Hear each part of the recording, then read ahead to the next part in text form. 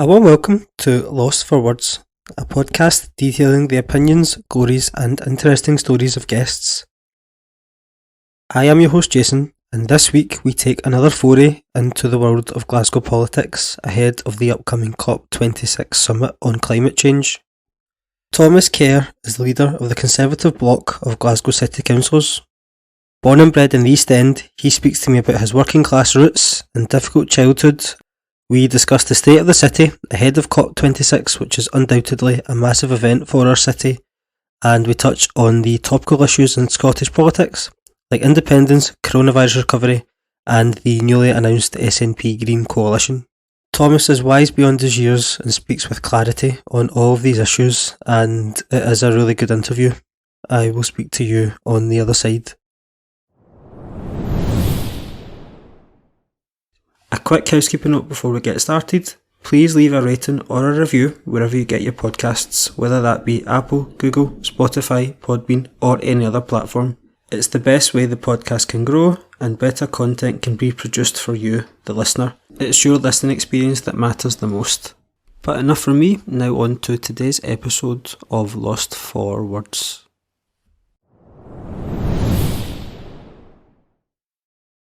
Hello Thomas, you okay? Hello, how are you? How are you? I'm alright. Sorry I was running so late. A group meeting was going on for ages and I don't really use Zoom, it's always MS Teams I'm on, so I had to log into the other computer to get on here. Is it still, they still doing all the stuff mostly from home? Are you back in the chamber and stuff? We're half and half, to be honest with you now. I've been in the chambers most days since we've been allowed to go back in a couple of weeks ago.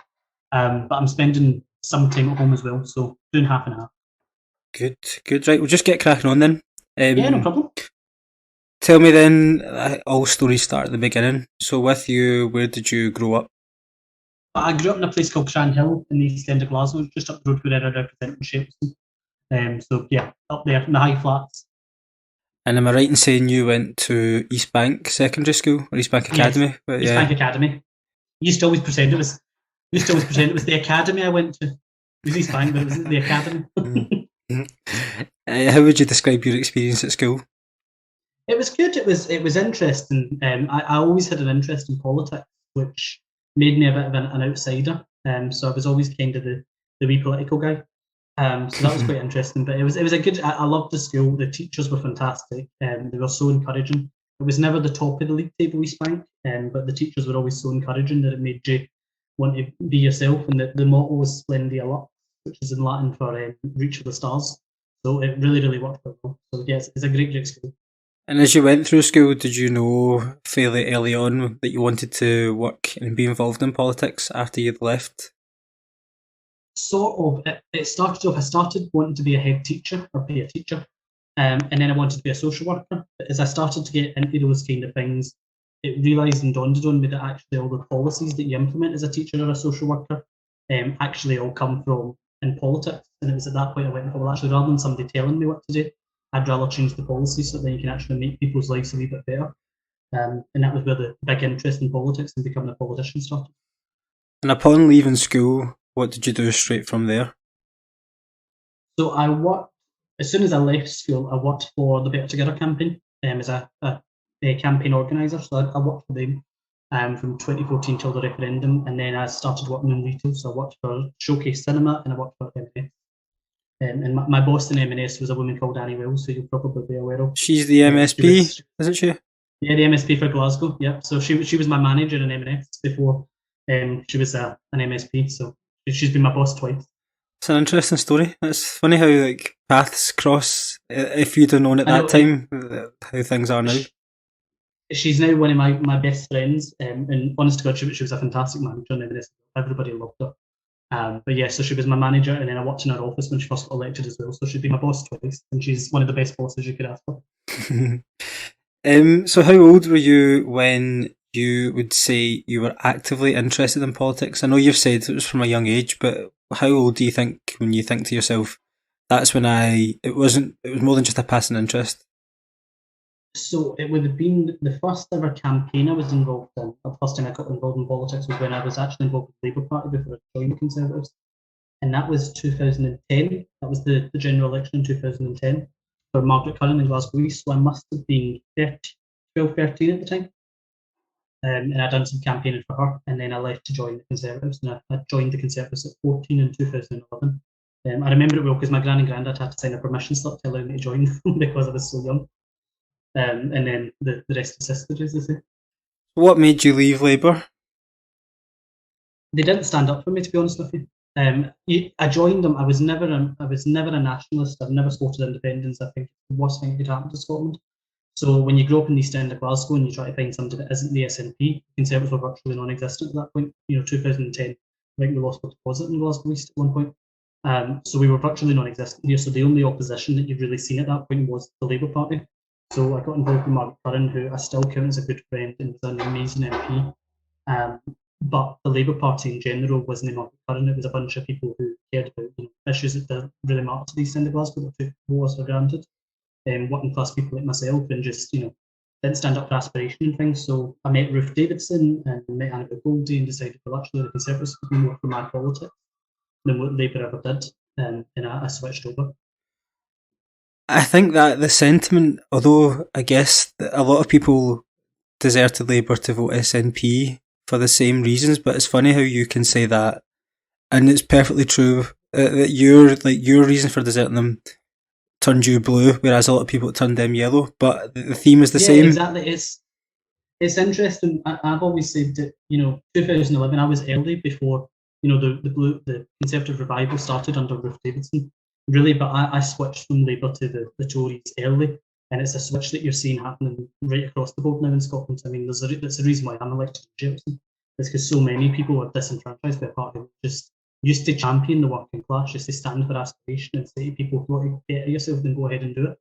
And now it's a party just full of people who stand up for the metropolitan elite, the people in London, and speak about issues that actually nobody really cares about, to be honest with you, and talks down to voters and things. So you're right, they've lost voters to both the SNP and now to the Conservatives. And I think it's a trend that's going to continue to happen because I don't see any way from them going. I first became eligible to vote in 2013, and I think so. Coming up for 10 years, Labour at that point had 85% of the seats in Scotland, and now it's almost completely switched. And you've got, I would say, Conservatives are safely, securely the opposition, the second party. Yeah, absolutely.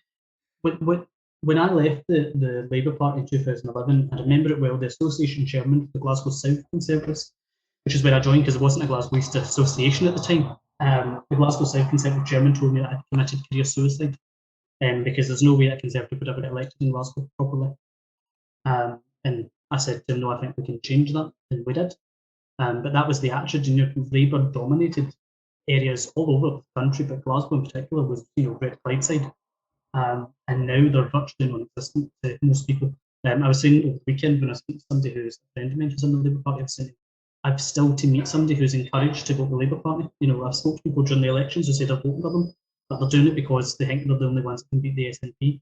There's nobody that's happy when they say they're voting for the Labour Party anymore, and that's a sorry state to be in politics when you were so dominant for years. Yeah, it's a painful vote. It's funny that because I've got friends that live in Dumbarton, and obviously that seat at the Scottish Parliament election just there was Jackie Baillie, and they would describe themselves first and foremost as unionists, and it was she won that. She held on to that seat, not by much, but it was they were texting me when the result thing was on, and they were saying that she's going to go up there and say that it's like an endorsement of Labour when they're the actual voters and are actually standing there telling me, no, it was just a case of we needed to do that to keep the SNP out. We need to stop the SNP. Now, the amount of people during the Scottish elections who told me I'm going to hold my nose and vote Labour, and my response to every single one of them on doorsteps was always, why are you doing that? Hold your head held high and vote Tory.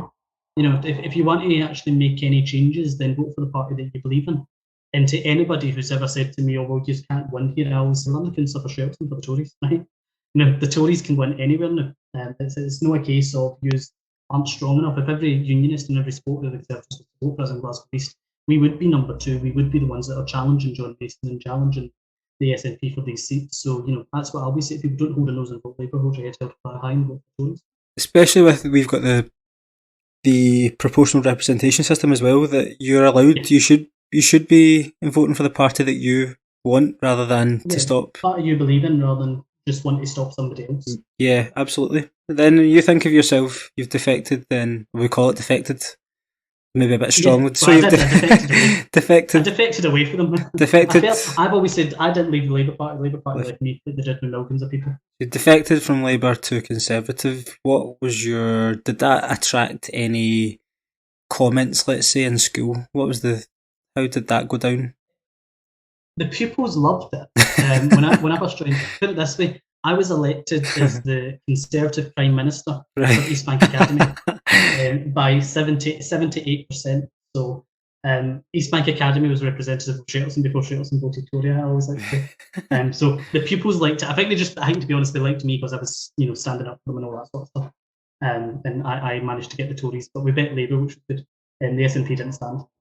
So that was quite fun. But in terms of the teachers, that was where it was more challenging because when you grow up in that environment, many of the teachers can't stand the Tories just because of historical stuff. So how can you join them? That's the party of Thatcher and all this sort of stuff. And I remember, I wrote it was one of those, see the essays that you write in English, and it's a discussion essay about where you'll be in 5 years' time. Discursive, yeah. Yeah. And I wrote one saying that I'm hoping to be elected as the Tory in East End of Glasgow. And my teacher wrote on it saying, fantastic work of fiction, but never going to happen. So I quite like being able to say to him, no, well, you can take 8 neighbours, can't you? So the teachers took it more harder than the pupils, put it that way. Say the East End of Glasgow, you've got all those stereotypes that people throw at us, and the school had a mixed representation, and that's never ever going to be a bad thing. No, exactly. It makes people. I think people like the fact that I'm local. I'm a local guy. Grew up in East End of Glasgow. Stand up for them. But also, when I start talking about why I joined the Tories and what the Conservative Party means to me, you actually start to convince people over because there's this misconception that that used to exist for years in the East End of Glasgow and places like this, that the Conservatives are only for Thatcher, the party of Margaret Thatcher and all this sort of stuff. And I said, well, actually, if you looked at politics, take away the names and you look at the actual policies of parties, the Conservatives stand for, freedom of speech, aspiration, putting a ladder down to help people crawl back up, lower taxes, smaller government. All that sort of stuff is actually something that really appeals to people when you start to put it out in layman's terms compared to what the left offers. And I think that's part of the reason as to why young people in my school anyway quite liked them, was because I put it down in that layman's terms of this is what the party stands for. What do you want? And they liked it. It's the full a hand out, a hand up, not a hand out. Yeah, that's basically it. Rather than because we grew up in East End of Glasgow, you all fit in your boxes. We're all going to be the same and exactly like our parents, which is what people in the SNP told us for years that we had to do. It was actually saying to people, no, you can be whatever you want to be. If you work hard, play by the rules, get there, you can do it. And that's what the Conservative principles are for me. What was the first campaign you were ever involved in? Was it Better Together? So the first campaign I was involved in was obviously the general election. And then I campaigned in like the Scottish Parliament election, the council elections, all that sort of stuff with the Conservatives. The first major campaign though was the Better Together campaign. And it was a fantastic experience campaigning for that. I know that loads of people, the referendum split families and all that sort of stuff. I really, really enjoyed the campaign. I've seen people get energised who had never been involved in politics. In Glasgow, anyway, we were in a Friday night, Saturday night in a pub, and everybody was talking about politics, which is something you never hear of. So that was the first proper campaign I was involved in. How was that campaign? Because I guess I think Glasgow's very different to a lot of other areas. So would you have had, I think maybe for you being a Better Together campaigner in Glasgow, your experience would have been different to a Better Together colleague of yours that was campaigning in Perth and Kinross, let's say? Well, absolutely. If you were spending all your time in Glasgow like I was doing, you thought that the whole country was going to vote for independence. The last 2 weeks of the campaign, walking through the country, just always filled with yes activists, playing Caledonia and standing with big badges and all this stuff. And you thought, oh God, what the hell's going to happen? But I have loads of friends outside of Glasgow who were saying, no, well, this is actually what's happening on the ground. Scotland is bigger than just Glasgow. But the other thing is that the area that I was in charge of, so I became a ward captain for an area in the East End of Shettleston. Actually, it was completely different there compared to your, West End, the nice leafy areas of Friars Road and all this sort of stuff in Glasgow. And actually, there was a big vote for the No campaign there. They never put it down to wards, but I've always said, actually, I think if you look at individual wards in Glasgow, I suspect Shettleston actually voted no. because the Glasgow Shettleston constituency was the smallest. It was only 2% difference between yes and no in that campaign. And I think a big chunk of that came from the Baillieston constituency and the Shettleston ward, where we were campaigning in. Were you confident the full time that having these sources in other places around the country that the No campaign was going to see it through? I was more confident in one argument. I mean, I spoke to people, and obviously you get those election jitters where you think, oh, what does happen? But I was confident that the argument for staying together was stronger than the one for independence, and it's something that still sails me. I'm one of those people, and it might be a little bit of optimism, but I'm very positive about the future of the union. I know a lot of people are worried about independence and all this sort of stuff. I think that the message of why we're stronger together is always so much better than the message for why we want to separate, because at the end of the day it comes down to two basic things. I care about a kid who grows up in Shettleston as much as I care about a kid who grows up in Liverpool with the same circumstances.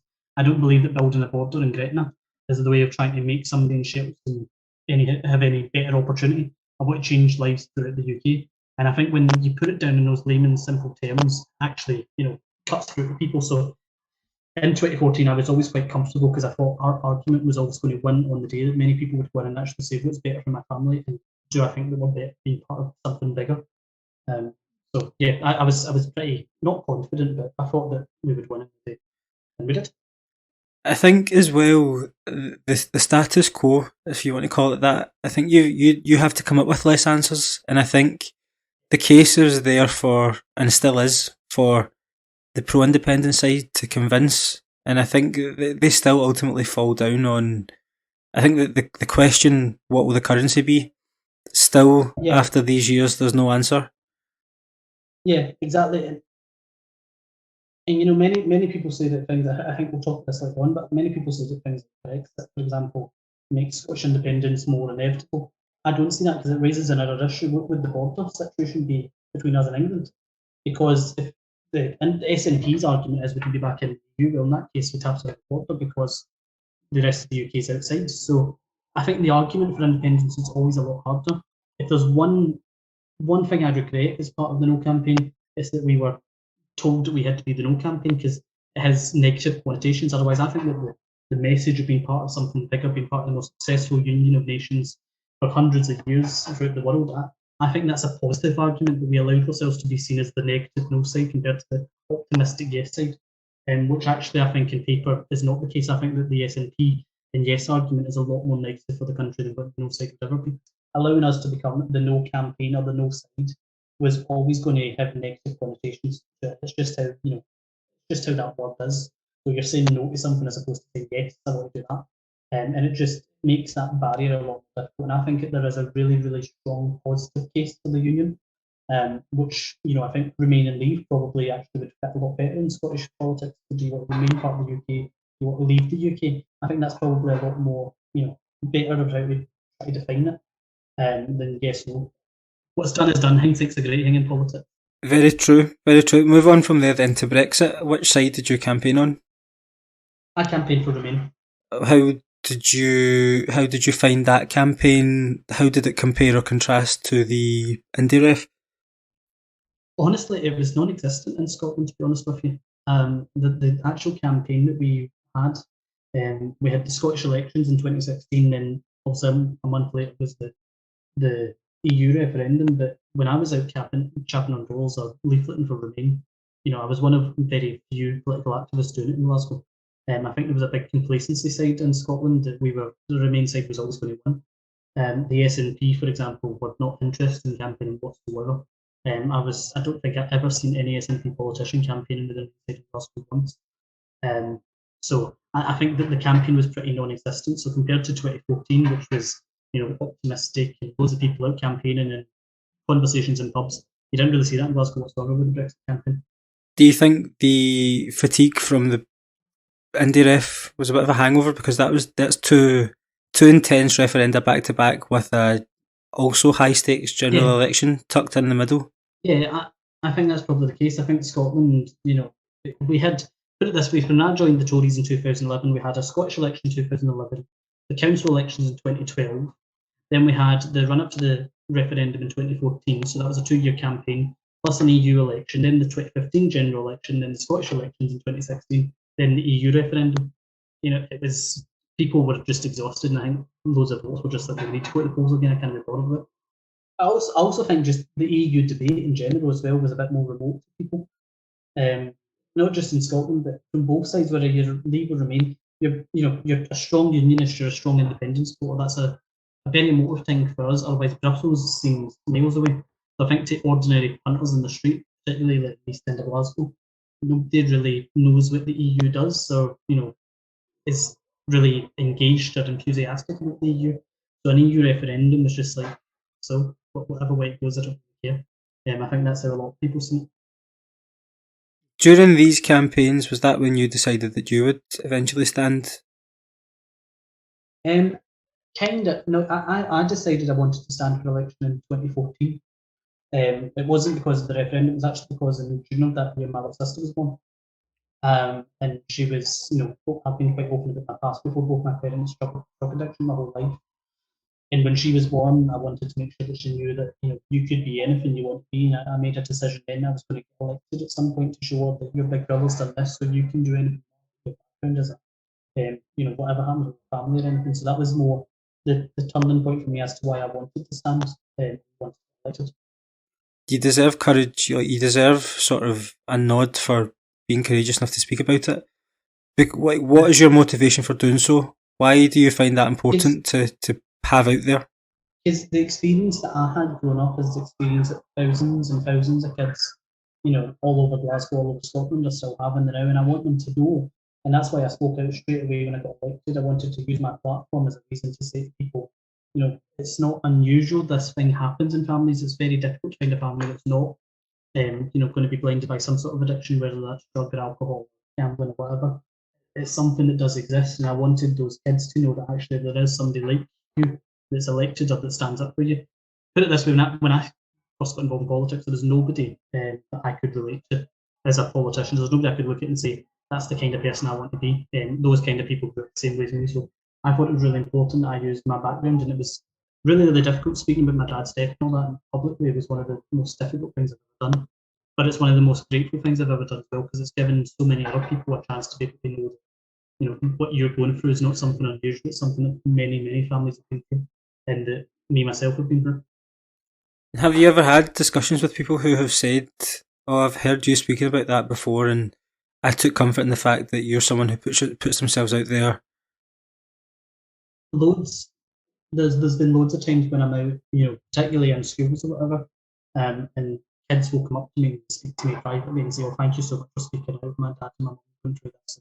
Whatever else. So it's happened a good few times, and I've got good connections with the addiction community and things like that. People who are through recovery themselves, and I think they appreciate that I'm so open about my past. So yeah, there is some people that come up and speak to me, and who get in touch with me to say thank you so much for speaking out, because I've been through the same thing, and it's good to know. But the most touching thing is when you're doing school surgeries or whatever, and you're leaving, and one of the kids says, "Can I have a chat with me?" and pull you aside to say, my mum's struggling with drugs and my dad's struggling with drugs, and reading your article made me feel so much better and all that. So that makes it worth it. And the idea of a working class Tory somehow seems mythical. There can be no disputing. Yeah, I'm the definition of blue collar conservatism. Because, so if you look it up in the dictionary, you'll see my picture and Annie Wills' face next to it as well. But that's basically it. And that's why it's so important that I do all this sort of stuff, speaking on podcasts or interviews, or try and show myself as much as possible. I get so much abuse for the SNP, and I get so much hate for it. But when my girlfriend and anybody asked me about why do you put yourself above the parapets, it's the best way to try and change the image of the party is for people like me to be out there saying, this is actually what the Tories represent. We're not all Jacob Rees-Mogg. That's a very small amount of what a Conservative looks like. Actually, there's millions of us all out there who are working class Tories who just want to better their own lives and better our communities and our families' lives. Excellent. And one thing I wanted to ask about the East Bank, you managed to get Ruth Davidson to go to the school. Yes, yeah, we had her and debate and everything. Tell me that. It was brilliant, actually. To be fair, it wasn't just Ruth. Ruth came in a couple of times and done stuff for me, campaigns and things. And I had Margaret Mitchell and all these kind of people that came in. But the best one was we had a referendum debate, one of those big type of debates during the 2014 Yeah, campaign. good. And I was tasked with getting no team and I don't think Daria was tasked with getting the yes team because she was pro-independence. She got John Mason and Patrick Harvey, which was, like disaster style. I managed to get Ruth Davidson and Margaret Curran, two of the big fighters in the no campaign. So we won that referendum quite handsomely in the East Bank anyway. Because I think Margaret Curran and Ruth Davidson were a lot more inspirational than the likes of John Mason and Patrick Harvey. That double act was one of the scariest things I've ever seen in politics. I think they both know they're in the same government, so it's even more scary. Then when you like standing to be the councillor, what was your message on the doorsteps? I had three messages. One was Ruth Davidson to start with. People were fed up with the SNP. Nicola had just called for a second referendum because of Brexit, all of this sort of stuff. And, Ruth Davidson was cutting through to be the main opposition, the main challenger. So that helped big time. Nicola Sturgeon was the second reason as to why I got elected. I will always be grateful to Nicola Sturgeon because I think so many people were so angry with her with how she acted after the Brexit referendum. And by going straight out there and calling for, I want a second India ref and all that, I think people were just like, no, fuck it off, we just had one. Let's try and unite the country rather than divide it even further. But the third reason, and the reason that I think that worked so well in Shettleston, but not just in the Shettleston ward, but Baillieston and Calton also got two councillors which were not target seats for the Tories at all. I think it's because people identified me as a local champion. They seen me as somebody who was going to fight for their community. I grew up in the East End of Glasgow, stayed in the East End of Glasgow, would never stand anywhere else other than the East End of Glasgow. So people identified me as a local champion. They were fed up with the Labour council that had been there for years. And they weren't that excited about the idea of an SNP one, but they quite liked the idea of having somebody who was going to talk about dogfiling or potholes or fly tipping or pedestrian crossings or all that sort of stuff. And that was what I made my campaign about, was local issues. So I think that kind of energised people about it as well. Did you feel confident when you were campaigning that you were going to get elected? No. I was confident that we were going to get a seat in all our other target seats, which we did get. I was confident we would win Baillieston. I was confident we'd win Calton, which were two seats that the Tories had no idea we were going to get. But I always thought that Shettleston was a big long shot because the Labour vote was so strong in Shettleston.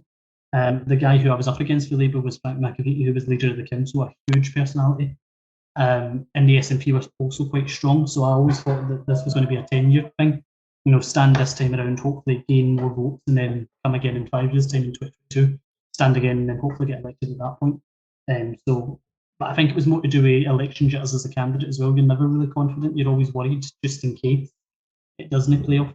Like, in terms of the pandemic, how has that changed the way you've done your job, and how do you make sure you remain accessible to your constituents?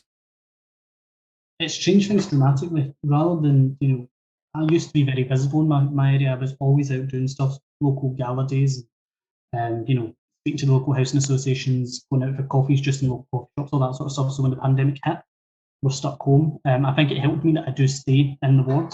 I think I'm actually one of the only councillors who actually stays inside the Shettleston ward. So even though we were in lockdown, people were still staying at Tesco or whatever buying shopping. So that kind of helped me a little bit with speaking to people.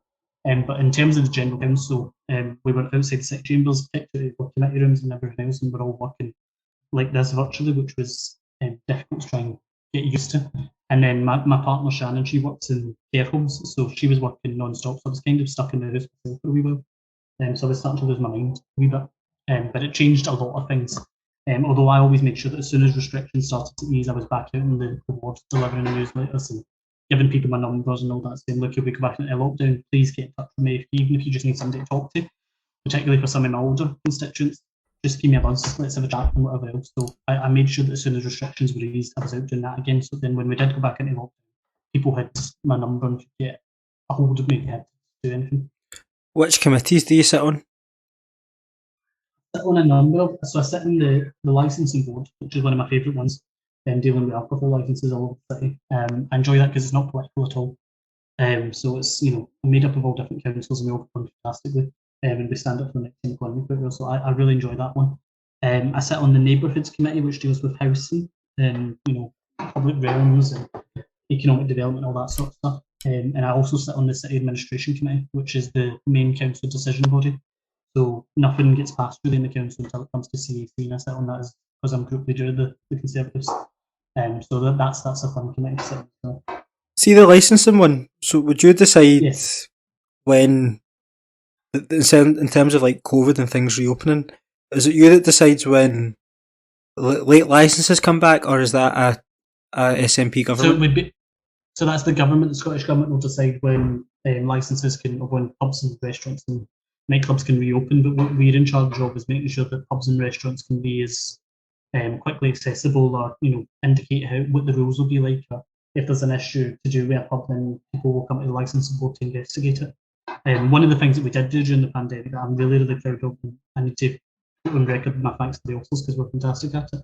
Obviously, Glasgow's nighttime economy is huge, and one of the first things that happened was you weren't allowed indoors, but you could go outdoors. So you could sit and have a pint outside rather than have a pint indoors. Many of the pubs in Glasgow did not have outdoor seating areas at all. So we waived the waiting times for outdoor seating areas and let most or any licence who wanted to try and get outdoor seating, we gave them permission to do it, which kept many businesses afloat in the city centre and many outside the city centre as well. Could mean that they were still doing some sort of trading. So we were really, really proactive in reacting to how we had to with the rules. We challenged the government on, sort of stuff like one of the big arguments I've had is the curfew idea that pubs were to shut at 6 o'clock or 8 o'clock or 10 o'clock or whenever it was. We argued that was one of the worst decisions that this government had made, and that wasn't just in Scotland; that was all over the UK. Because what actually happens is everybody leaves at the same time. So if you're trying to stop people from catching COVID, having a shut time at the exact same time when everybody then rushes out the pub, everybody's all standing outside and waiting in taxis. It was silly. Otherwise, you keep the licence time when it is. People will slowly flood out of pubs. So we made representations to the government about all that sort of stuff. So it's one of the committees I really enjoy because it's not political. So there's SNP councillors who sit on that who will also challenge the Scottish government, which is something you never see in Glasgow. So having that was really, really encouraging and good. Which aspect of being a councillor do you enjoy the most? Making change. The one thing I enjoy politics, obviously. You can tell me looking at my social media stuff that I really enjoy a good political ding dong. But the thing that I really, really love about my job as a councillor, and which one of the reasons that I love doing it again, is being able to see the changes that you make in your local community. Just small things like, somebody has to get a fly tipping thing or a bulk uplifting, and you see it getting picked up, or getting somebody a new bin, or seeing a pedestrian crossing that you've got done, or road markings. Just seeing those small little changes that you're making to your local community.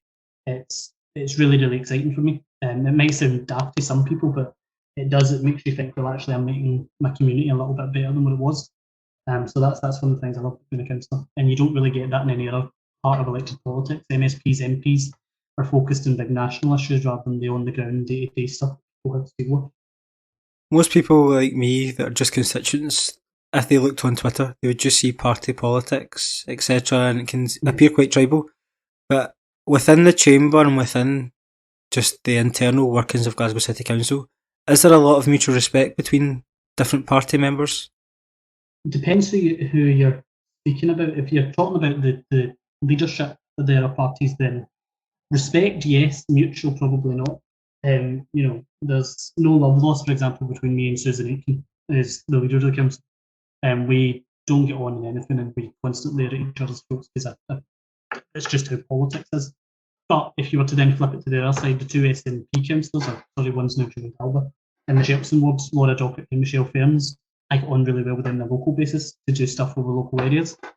So, Flora can't attend a meeting, she'll give me a phone and say, can you attend it on my behalf? And I'll give her an update and all that. So the sort of local stuff, the community stuff, it's pointless being partisan in it. So we got on really well with that. But when it comes to the actual big council stuff, then at the beginning of the council term, there was definitely respect, and we'd work together if we can. Now, not so much. I think it's more politics is just settled in properly. So hypothetically, could you sit down and have a pint with Susan Aitken? I'm trying. Probably not, to be honest with you. I think that I'd end up being pulled up at the licensing board for probably having some argument or fight with if we were sitting up together. I get on. Susan is somebody who I've got huge respect for. She's been in politics for years. She does a tough job, and I commend her for it. But I also think that she's one of the worst leaders of Glasgow City Council that we've ever had, and somebody who just is not interested in doing the actual job. And I don't think I'd be able to bite my tongue if we were sitting having a glass of wine and a pint with each other. Say that to her. So it probably wouldn't be a good idea for any pub that we were in. Looking ahead to next year, there's another council election. I assume you'll be standing again as the leader? Yes. Yes. Yes, I just put in my application form to stand again for the party, so there you go. You've got an exclusive. What will your message be to Shettleston ward voters next year? There'll be two things. Firstly, I'll be saying to people, I think I've delivered on my promises made. I made specific promises. I'd be accessible, I'd be champion for the area, I'd get a pedestrian crossing at Mount Vernon, which I'm very happy I did. So, if you want more a local champion, somebody who's going to stand up for you and just get on with the job at hand, then I feel like I've done it. So vote for me again to do that. But also the message will be the same for Shettleston as it will be for the whole of Glasgow. Is the city looking better now than it was 5 years ago? No, the whole place is an absolute tip. And it will be that whole message about let's clean up Glasgow. That if you were on my social media, you see, the number of fly tip and rats infestations and misbin collections and potholes and just the general day-to-day issues that Glasgow City Council needs. This administration has completely failed at. So my message to people in Shettleston and all of Glasgow is, if you're fed up with the city in the way that it looks, vote for more Conservative councillors, put me back in, and we'll keep holding Susan Aitken and the SNP's feet to the fire on it, because they need to get back to the day job and stop talking about stuff that doesn't really matter. Perfect. We don't have any control over. Perfect. That's my next set of questions, is about the cleansing crisis in COP26. It's a nice sort of little segue. Mm-hmm. So, to not to be positive, but just as a factual statement, how do you view the importance of COP26 to our city? It is going to be one of the most important events that takes place, not just for our city, but globally. Climate change is an issue that's going to affect all of us for generations to come, and have Glasgow been hosting it is a real honour that it's going to be here. And people always talk about the Paris Accord and stuff like this, and it'd be a real honour that be the Glasgow Accord next. That you'll see people like Joe Biden and the Pope and all these sort of people standing next to the big crane and the Squinty Bridge, making big agreements on which will be the future of our species as humans. So it's going to be really, really important to the city, which is why I keep banging on about how we need to make sure that we're prepared for it.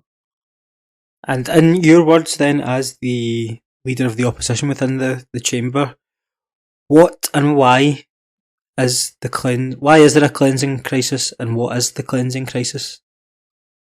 So the cleansing crisis is something that the workforce is telling us exists in which constituencies. And you just need to walk through any Glasgow street and you will see the number of potholes, the number of litter, the number of fly tipping, the number of missed bins, the number of rats. It's just the general cleanliness of the city is on a complete decline. The reason for it is because of, quite frank about it, cuts from the Scottish Government. Every single year for the past 10 years, Nicola Sturgeon has cut Glasgow's budget. And every single year, our administration, since they were elected 4 years ago anyway, just nod it through. In fact, they always champion it as a great budget for Glasgow because the cuts aren't quite as bad as what they were the year before. And if you cut our budget for 10 years, then we need to make the cuts somewhere in Glasgow, and cleansing is the biggest budget, so that's where the cuts still came from. And the SNP is quite good at rebranding stuff, because we're trying to help recycling. That's one of the big ones. You try to help our recycling rates to justify cutting with bin collections, and then they wonder why there's black bags and litter all over the place. They use it as an argument of we need to stop being wasteful as a city, so they introduce a bulk uplift charge, which means that people in lower incomes can't afford to get their uplifts being picked up from the council. So they use these generic kind of spin to try and justify cuts rather than actually standing up to Nicola Sturgeon. And the reality is, Susan Aitken, as leader of Glasgow City Council, calls Nicola her boss. Nicola's no her boss, the people of Glasgow are her boss, and she should be championing for the city, and she's not doing that whatsoever, and that's how we've got the cleansing crisis at the moment. They brought in the bulk uplift charge. That is the most, it's like a disgusting classist thing, because that's then making the opportunity to have a clean garden an income-based thing. Yeah, exactly. And it's not even that. I always use the example of some of my constituents. So you think about where I represent the East End and Shettleston and Tollcross Road, a lot of my constituents will stay in flats and tenements. Yeah. Now, if you're a single mum who's got 2 kids and stays in a 2-bedroom flat, if you've got a brand new bed, if you've got a new fridge coming or whatever else, what the council's actually telling you is that 1, you have to have £35 to pay for us to come pick it up. 2, until we come and pick it up, you have to keep that inside your flat. Now, if we're in lockdown, you imagine kids running about in a mattress or something in your hallway. But then 3, they're then turning around and saying, but you then need to bring that downstairs and we'll charge you for that to pick it up, but it only comes down the night before. So if you're someone like that, you're going to turn around and say, no, actually, I can't afford this. So what do? You go and have a look and find out what else is going on. The big problem in Glasgow, I think, is going on is there's a lot of people who, kind of men who come and pick up your uplift for a fiver. Man with van. They're not disposing. Yeah, man with van who's coming to pick up stuff for a fiver, but they're not disposing the waste properly. They go and just dump it at the bottom of the streets and whatever. And that's a clear result of policies the administration is implementing, like the bulk uplift charge. So it's ridiculous. You're penalising people in low-income families and you're not dealing with the issue of fly tipping. Instead, what you're actually doing is saying to people, well, we're going to take money off you for it and you just need to deal with it. And I think it's a disgraceful way to try and treat the people of Glasgow. And the way in which they brought it in as well, they gave the people of Glasgow a week's notice before they brought it in, and they passed it through in a budget that was done with the Greens. And that's, I know we'll talk about the Greens nationally later on, but one of the most disgraceful things I think is that the party of the environment, the pro-environment supposed to be party, is championed every single one of these cuts in Glasgow. And I think every Green member should hang their head in shame that's on that council, because the reason that our city is in such a state is because they just nod along stuff with our nationalist pals rather than to stand up for the SNP, and it's disgraceful. Had you been in power, what would you have done differently regarding the cleansing crisis and the issue of bins and bulk uplift? So our budget this year, we focused entirely on cleansing, and that's what I would have done this year. If I was council leader, our budget this year would have been a cleaning budget entirely to clean up the state of the city ahead of COP. So we wouldn't have introduced bulk uplift charge. We'd have reverted Glasgow back to a 2-weekly collection date rather than the pay weekly that we're on now. We were going to invest £2 million into potholes, into a roads fund just to deal with potholes. But we were also going to invest nearly £2 million into frontline staff, because the problem that Glasgow has is that we have too many managers that work for the neighbourhoods department, too many people who will sit there with a laptop and say, can you go and pick this up? But don't have enough people on the ground to go and pick up the stuff. So we wanted to create an apprenticeship programme for young people to come through who would be tasked to go and clean up fly tip and tasked to go and clean up hotspots, to monitor it, to make sure we're picking that up. And then it would mean that we can get on top of it with the aim that those people who have done apprenticeships would then get full-time jobs with the council. So if I was council leader, our budget would have entirely focused on cleansing this year to get the state of the city back up to where we had to be, especially because the pandemic made the situation worse, because we had to cut back more services to the very bare minimum. We couldn't do bulk uplifts, for example, because of social distancing. We couldn't have 2 people in a van because of social distancing. So the city was always going to look worse. So this budget this year should have focused entirely on trying to get the cleansing of the city back up to where it was, or at a better standard than where it was. And the administration completely failed that. Then how, you're saying the additional investment, but how would you have funded that? What would have had to come off in a different place? Well, we were able. So one of the things that we wanted to do was cut back on senior managers in Glasgow City Council. We have people who are executive directors who earn more than the Prime Minister. I mean, that's ridiculous and is not needed at all. So you can find efficiencies through that. You can also find efficiencies through the huge PR department, for example, that we have. And we spend hundreds of thousands of pounds every single year on a PR department. I'm sorry, but Glasgow City Council does not need a good PR department. We need to actually get on with the job at hand. So we'd have cut back on senior managers in the PR department. We'd have reinvested the money that people were using in terms of pet projects, stuff like all the cycle lane infrastructure, for example. And we'd have tried to reinvest some of that into our cleansing department. But we'd also been then trying to work in partnership with places like local housing associations to try and make sure that they could look after some of the stuff in bulk uplift, and work in partnership with private companies to make sure that stuff like cycle lanes were then able to look at through such strands of one of these private companies rather than using thousands of pounds of council money to try and do it. So it's about reprioritising where your money goes and where your money's spent. I think the problem with this SNP administration is their priorities are completely wrong. We've got put it this way, the council leader's been caught out for using taxis like mad, but we've got potholes all over the streets. We had a Lord Provost who had to resign because she was buying designer clothes at the expense of the taxpayer, but people kind of get the bin collections done properly. And we've got a deputy leader of the council who was jet setting all over the world at the expense of the taxpayer. But we've got fly tipping everywhere. So I think it has to be reprioritising, and we were able to do that with our budget, and our budget's all online. So if anybody wants to go and have a look at it, they can have a look at the figures. But we managed to get a balanced budget by fixing out and reprioritising it. Good. We'll move on then, just the topical stuff to round off. I'll just bounce things off you and you tell me your thoughts on them. The first one, why isn't there a mandate for India F2 following on from the 2021 Scottish Parliament election results? Two reasons. One, they didn't get a majority to start. 2011 was a different experience because the SNP managed to win a majority in a PR system. So there was a clear mandate at that point for a second referendum. This time they didn't get that majority, so I don't think there is actually a mandate. I don't think you can just add two parties together and try and use that as a reason as to why there should be a mandate to get something. But secondly, Nicola Sturgeon herself said all through that campaign, this is about recovery, this is about COVID. We'll deal with the referendum argument after we've dealt with the pandemic, once we're back in the recovery stage, blah, blah, blah. So you can't then turn around and say one thing to the public and then very much turn around the next day and say, oh, well, now that I've got all these seats, I'm going to turn around and say there's a referendum we have to have. But thirdly, I don't even think it's an argument about a mandate. I just don't think people want a referendum now. Even opinion polls show that people don't want to have this discussion until 3-4 years later. People want to focus on jobs and health and education and recovering, the country for the pandemic we've been in council infrastructure and council funding. All this sort of stuff has to be sorted before we can even start to go back to the divisions of the past. So I just think it's a matter of principle. I'd much rather focus on one of my constituents' jobs in Shettleston and ensuring they've got a good future growing up than focusing on whether or not we should put a border at Gretna. So what would the rebuttal be to people that say, well, what do you got, like the supermajority idea that the SNP plus Green gets them over the 65 seat line? What would your response to that be? That you're adding up stuff that shouldn't really be added up. The Green Party's, whether or no people know they're a separate party, they're a separate identity, they're doing a separate manifesto. So did the SNP. I don't buy this idea that you can just stick two people together and come up with some sort of supermajority that makes sure that we can have a referendum. I don't even think the argument's there as well. I don't think that a supermajority argument exists. I think that the Green Party are all over the place when it comes to a referendum. We've got a councillor in Glasgow who's just resigned from the Greens because they don't like the way the Green Party's heading. That person's a unionist, so I don't think that the whole Green membership is fully behind the independence argument either. Again, my argument would always be to people that if people want to have that discussion about a referendum, then let's do it in the future. But right now, our priority should be focusing on recovery for the pandemic, getting Scotland's schools back up to the standards of that, fixing the NHS back up, funding more councils properly, dealing with the cleansing crisis.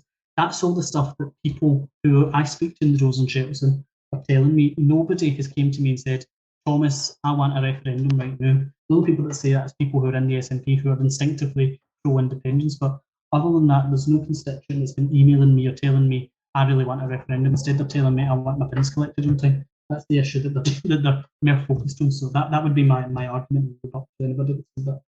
Then the two parties I've just mentioned there, SNP and Green, have announced a formal, would you call it a formal coalition, that Greens are now taking up ministerial positions in the government? What are your thoughts on that?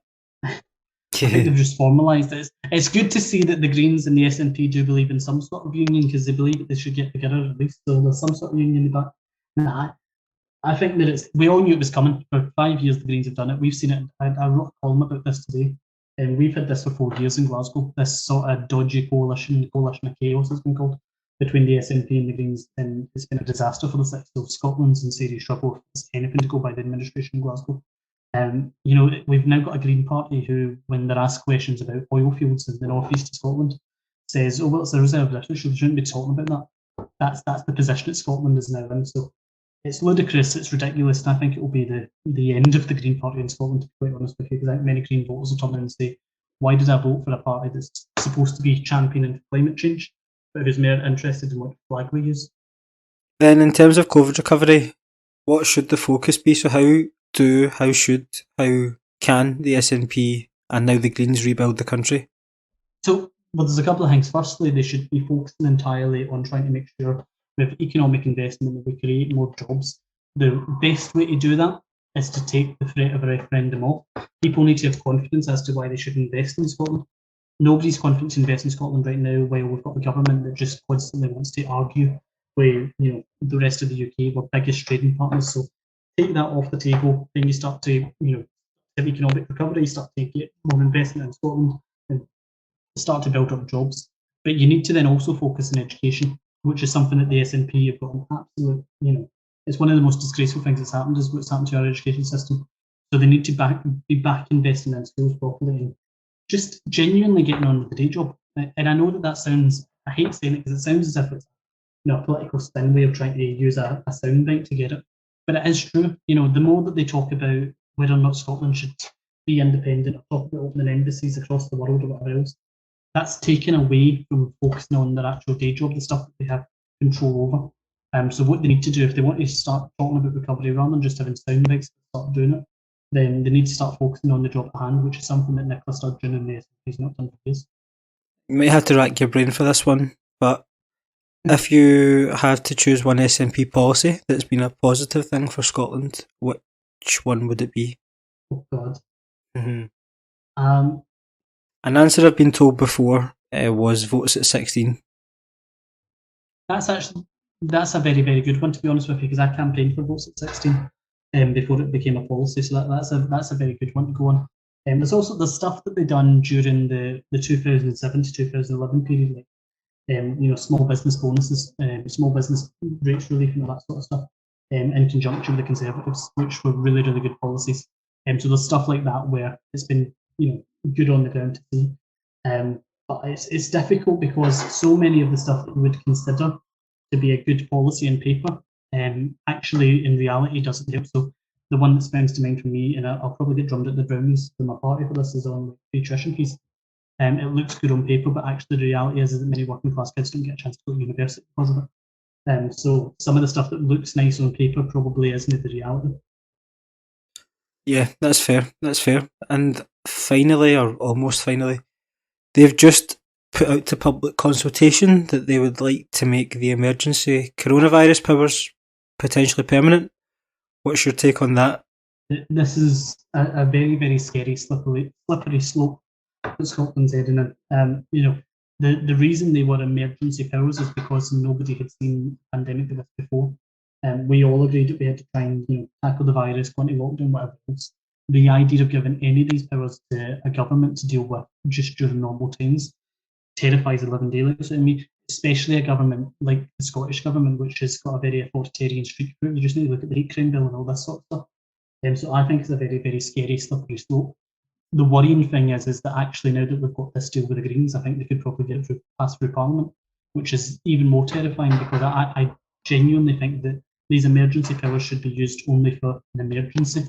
They should not be just powers that the government has anytime they want to utilise.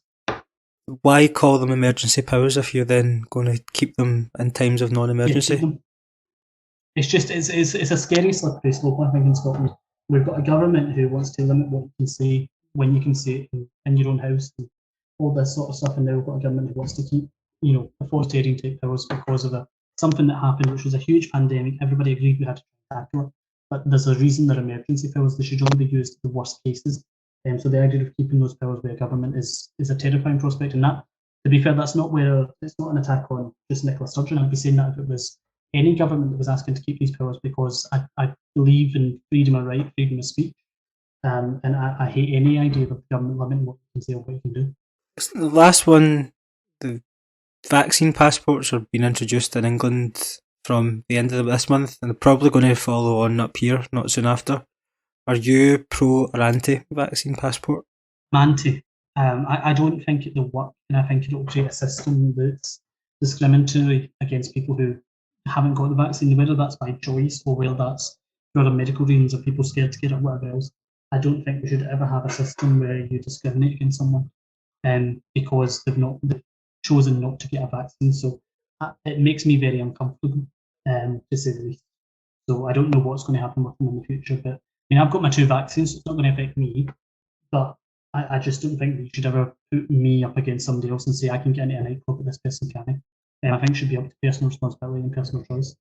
That's just the inner right-wing Tory in me. But I would imagine that the council at some level will have an involvement in the implementation of this. How does that work? Would the cost of, I think, scanning QR codes and stuff, would the cost of that be then on the business to implement? And again, it's another thing to add into, especially nightclubs who have been kicked up the backside for the last year and a half, to then have another cost on top of. The genuine answer is I have no idea. I have absolutely no idea how it would be implemented or what they would do. I know that the UK government has said they're going to implement them. I don't know if that is going to be the case. I've not heard much from it, or how it's going to be happening down in England. But in Scotland, I don't know how it will work. I don't know who will be implementing the scan and whatever else. I don't even know what a vaccine passport is. Is it a form that you get that you can show that you're like ID or whatever else? I just don't know how it would work. So yeah, I don't know is the honest answer.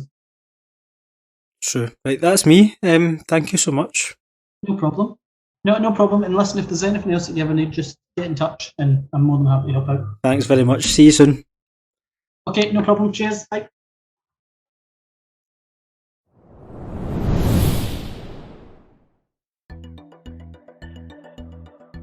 And there you have it. Big thanks to Thomas for coming on this week. Thomas's Twitter is at Cllr, and I suggest you check him out because he's always up for a little political interaction. The usual bits and pieces to see out. The best way to keep up to date with future episodes of Lost for Words is to follow using the handle at Lost for Words Pod on both Twitter and Instagram. Please hit the subscribe button wherever you get your podcasts, and if you're an Apple user, a 5-star review in your podcast app means the world. But that's all from me for this week. I am your host Jason, and this has been episode 25 with Thomas Kerr. I hope to see you back next time for another episode of the Lost for Words podcast.